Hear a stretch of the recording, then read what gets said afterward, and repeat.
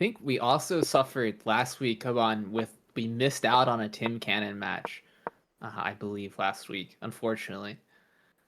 Yeah, Tim is boasting a 5-1 record, but like, has he even played? He's played a couple. I think he's played at least 3 or 4. But yeah, unfortunately, this is like one of sometimes people play this line that MajorrTomm picked when they want to avoid theory Yep. against for e4. This is like a Nakamura line or something. Hickey will Mm-hmm. play this Yep. to play, and so sometimes you see it. Like I see this occasionally from some players over the board at the bar, and who do you think you are? You're not Hikaru. Exactly. And If white goes that's for my opinion f4, about yeah. h5, knight h6. Yeah. Usually this bishop, you actually just want to trade for something. Knight, bishop, whatever. Just get it off the board so you can play e6.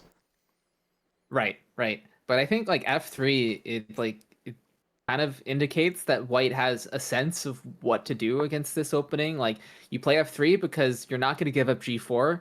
Your knight on, as you pointed out, on h6 wants to go to either g4 Mm-hmm. or f5. With f3 there, it's kind of like, hey, what are you going to do? But ooh, this move, I mean, this is a problem, so yeah. You have to take it. You have to take it. Now play c3 or knight e2. This is good. Yeah, and black has kind of gotten what he's wanted here, unfortunately. You take, you want e6, knight d7, and then you can sort of pick and choose which side. Maybe still king side, but then you start to think as black of just playing e6 and c5 and knight c6, and suddenly white's d-pawn is not that easy to defend.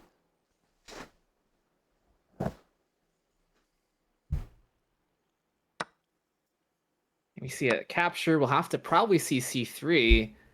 I'm starting to like black's position more and more here. It seems there's like too many holes. Too many holes in the position for there black. It is. I mean, there's the e3. Yeah, e3. It's just. I mean, maybe it doesn't do anything now. It's just annoying. You have to babysit that square the entire time, especially with your king still stuck on e1. Just because g2, c2 could be problems. So I imagine we're going to see castles from black as well as rook c8. Maybe we'll insert it takes. Ooh, I do not like this move at all. Well, be careful of the obvious knight d3. Takes, queen takes. Maybe white can try queen d2 and knight d4 to do his Plug best. Yeah, like really not a nice position. Knight d3, and black can castle and put the king on b8 and be totally safe on the queen side as well. Yeah, this is not looking good. I really didn't like taking on c5. Not only do you open up the diagonal, but your e-pawn is a little loose. So yeah, you might have problems. He's trying this idea we talked about, queen d2, knight d4. I think that's the best try. Yeah, but even that though, it's like you accomplish, knight d4, knight takes d4, pawn takes d4, and it's like, congrats, you have this weak pawn on d4 now, and black has no weaknesses. So all black is going to do is pile up on the c file, put the queen back on d6, rook c8, rook c4, and maybe a rook gets to c2, and all the while your king is just extremely exposed with that f3 movement. Would you take with the pawn or the queen here, Eric? I would probably want to try to keep queens on just because I feel my position is not good, and I want the extra piece to be able to protect d4. I've probably given up on castling, so king f2 and I'm like king f2, rook c1, and maybe I'll be able to survive here, or maybe it starts to look good. I mean, it's probably just equal, to be honest. Oh, maybe a nice king walk for the boys here, up to h6. Nice move from Victor. He's actually taking over the file. Yeah, I got to be careful here. Queen b4, kind of a good move, at least for the moment. Okay, now we trade queens. MajorrTomm is just worse. Yeah. Yeah, if he trades queens, that's very bad. So must play queen e7. Big fan of that move. And if you play queen, he's going to come out there, right? Yeah, queen h4, something like just to get white still has some weaknesses, but he does control the file, which is like the only thing about the position, that's valuable at the moment. So f6, I get it, but now queen c7 forces that exchange if you want it. Exactly. Uh, I think you probably got to take. You got 17 seconds. We need big speed from Victor. He can play quite fast, as we're seeing. Like, he's demonstrating that here, but he's behind. yeah, yeah. Black has e6 to worry about, so Victor's just gonna try to sit on that, but it's just A rook trade would be really nice for white. Rook f2, and he's got it. h3 g4, and the reason is also because you're low on time. You just want a pawn endgame. Give me a pawn endgame because it's closer to a conclusion than if rooks are on. You can never trade them. Yeah, Black is in some trouble. He's got to move the g pawn.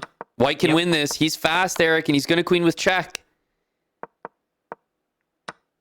He takes that pawn. He can take just it though. Take on h2 and then free move your king. b5, great move, making your life simpler in terms of your pre moves. Yeah, he did a good job. Oh, wait a minute. If he had just queened the pawn. Oh no, and it's not enough, and we'll see our first rematch of the day. He had the mate, actually. Black played it so bad, he trapped himself on the side of the board. If he had just queened the other pawn, it would have been in time.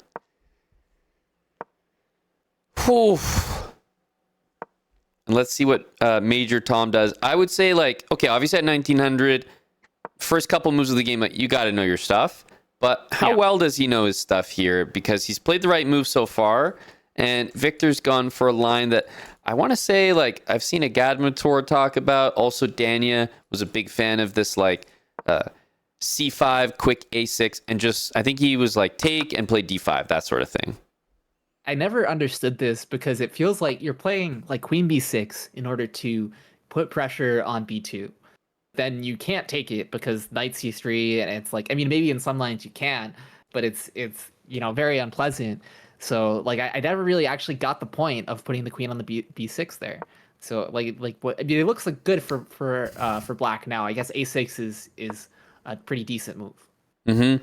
I think queen b6 sometimes is really to just make them play knight c3, because a lot of times you're trying to play c3 knight d2, so it's a little bit of a mental battle. But this position, very, very fine for black, and it's just like a very good dragon, wide open, bishop diagonal, white's bishop, and whole position looks very clumsy without a d pawn. Yeah, it's almost like a brick position, but white hasn't even played e4. So. Oh yeah, so yeah, if I was playing, I don't know that I like that move. Yeah, I think like I would be looking at maybe bringing my queen back somewhere safer and then playing like knight d7, knight c5 or something. But now we're kind of saddled with this really weak d pawn. Maybe d5 was necessary. Oof, yeah, knight c4, and it should be. That's a big miss there. So knight b3 is like you're living in the past. Not a bad idea when the queen's here. The queen moves, you got to readjust. Knight c4 is just winning. I think we can't take on. No, we can't. No. If we take on d6, is their bishop takes on b3 first, so as to avoid queen c5. Mm-hmm. Yep, it looks like it. Wait, so did we just see knight d2 back? What? So this knight went to f3 to d2 to b3 to d2. Maybe he realized how great that square was. I mean, black should play d5. He's been missing this. Yes, absolutely. So this game, I thought Chuban had like gone back, and I was like, why are we talking about this position now? And it is worth noting, by the way, that this continued queen b2 knight a4 pattern is there, and the queen would be trapped. So that pawn is not takeable.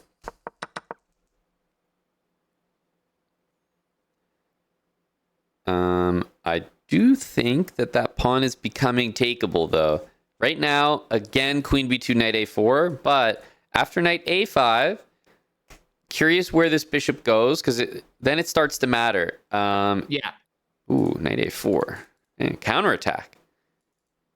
I don't like it at all, Amon. I mean, Yeah, you're. It's just those pieces look so clumsy. Like it's not only that they're both are attacked right now. So bishop b3 is forced, uh, Mm-hmm. and maybe it's fine. I think fine is the right word. I do think white almost got off easy. The position looked like it could have gone a lot worse than this. This is manageable. Yeah, I almost don't really want to take that bishop. I mean, I understand it. Yeah, maybe You knight kind of want c4. to, yeah. Uh, and I think really, I just like we're trying to play d5, but every move that we do, like it's like the last move taking on b3 was like great, okay, play d5 now. But now after rook e8, d5 would hang, uh, rook d8, excuse me, would hang the pawn on yep. So Takes, rook yeah. takes. Again, it's all about d5, but ooh. Oh, So knight d5. I like knight d5 for white, even if you take on c1, just trade everything. I own the c file. I would definitely be looking to get knight d5 in here. and I think if oh, I don't like that. D6 is Okay. taken. I mean, finally, we're punished for, what black is punished for that really bad e5 move. Like, it was such a gross looking move because of the d5 square, because of the backwards pawn. Finally, it comes to a head. And actually, like, it feels like the position is falling apart for black. If white can, be careful, take on a6, just keep things solid here, like bishop g3, so you don't get mated. Time is low. Bishop g3 I'm a fan of. Not just to guard that, but also so you don't get back rank mated. Right. Yeah. Get that escape square. Play rook d1, maybe, but I don't. Rook f1. It's MajorrTomm is just like in the wrong direction here. But You what is the gotta play speed bishop from the g3. guys? Like, Yeah. I don't think the position is too relevant. Take that. Sure. Queen d4 likely So, next. Oh my goodness. Eric the rook. oh, the Oh my, rook. the rook again. Okay, now the No. rook for sure. Fuck. I MajorrTomm subscribes to the move the rook around school of flagging, regardless of what the opponent plays. I want this king on a light square. Yes. Finally. Okay, forced. Okay. How does he like keep his pieces on dark squares? There you go. The pawn. See, Victor's quite speedy, but it just but doesn't it's not matter. enough. It's just not enough. I mean, draw in hand for MajorrTomm, but also up on time, and not the greatest flagging technique that we've seen. But MajorrTomm gets it done, and that's his first victory of the event against our high-rated opponent. So that's some bragging rights there. There you go. Erases the donut from the board, which means, yes, Eddie is the only one remaining. That endgame was, I can't say too well played from any party involved. Opening after D takes C5, I thought Victor was doing very, very well. So not a big success there, as